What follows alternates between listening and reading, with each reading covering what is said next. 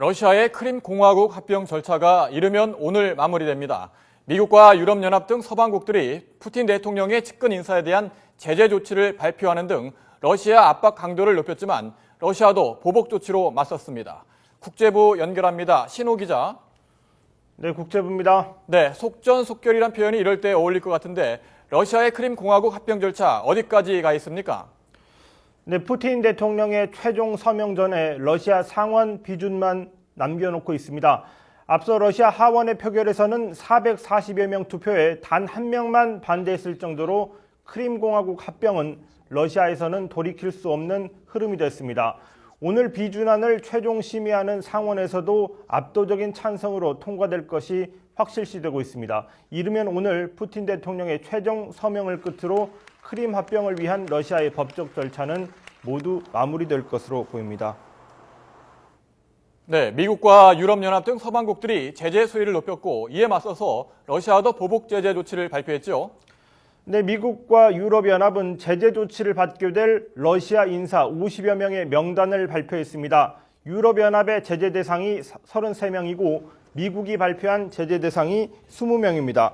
푸틴 대통령을 지원하는 측근 인사들도 포함된 것으로 알려졌습니다. 이들은 미국과 유럽연합의 사법권이 미치는 지역 안에서 자산이 동결되고 여행을 할 수 없게 됩니다. 데이비드 캐머런 영국 총리의 말을 들어보겠습니다.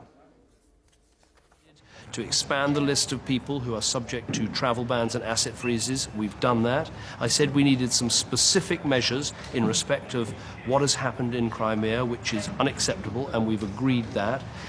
네, 그러자 러시아도 보복 조치를 취했습니다. 미국 정부 인사와 정치인 9명에 대해 러시아 입국을 금지하겠다고 발표했습니다. 미국 공화당의 맥케인 상원 의원과 베이너 하원 의장 등이 포함됐습니다. 네, 그렇군요. 하지만 이 같은 서방국들의 제재가 별다른 효과는 거두지 못할 것이다. 이런 분석도 많던데 어떻습니까?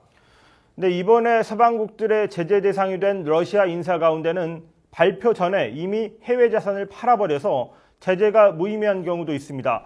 때문에 개인에 대한 자산 동결 조치 말고 보다 근본적으로 러시아 경제에 타격을 줄 수 있는 조치가 필요하다는 지적이 나오고 있습니다.